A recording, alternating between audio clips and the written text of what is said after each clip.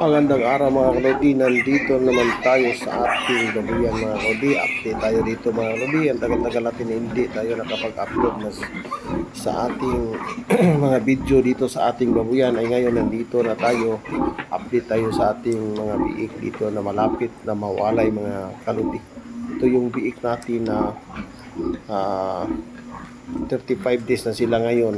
Malapit na sila mawalay kasi paabuti natin ng mga 45 days para mature na sila, kasi pag medyo bata pa, delikado sa pagtatai. Mahirapan tayo maggamot dyan. Kaya i-mature natin to para sigurado na hindi talaga magtatai yung biik natin na iwalay.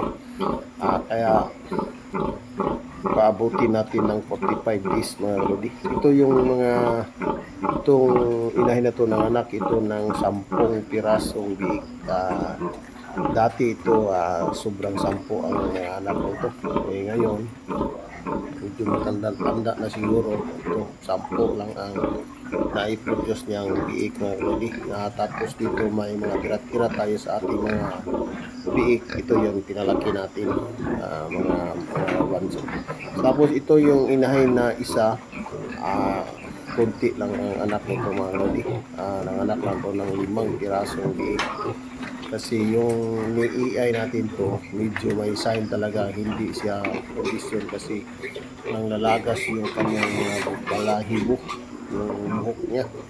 Tapos pag ganyan talaga, hindi talaga masyadong condition ang inahin pag nang lagas, kasi parang may sakit sila ganyan. Kaya parang i-EI pa rin natin kahit alam natin. Kaya 5 lang ang naiproduce niyang biik.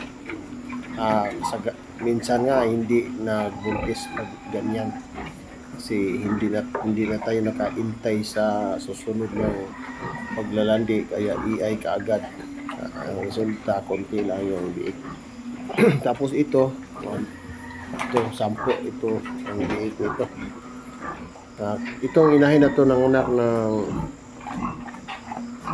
itong inahin na to dalawa, sa yung isa nito naka-schedule sa November 4, tapos yung isa na katapusan ng November.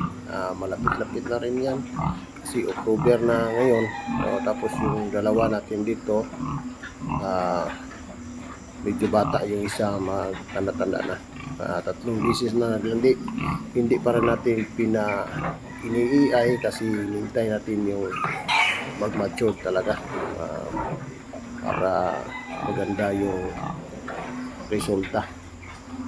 Ito hindi pa masyadong kumakain. Ito lagyan natin ng pagkain, pero ito malapit-lapit na rin ito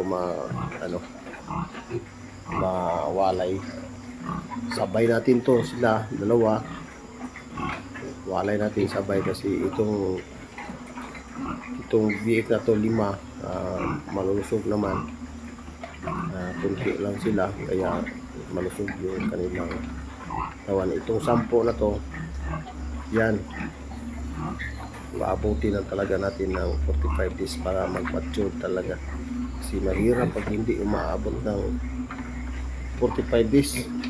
Karamihan talaga pag dating ang 30 days o 28 days inalay nila, pero dito sa atin hindi tayo natin ginagawa kasi mahirap tayo maggamot pag nagtai yung biik natin. Kaya hindi natin inaabot ng matanda, hindi natin ginalay ng medyo bata pa.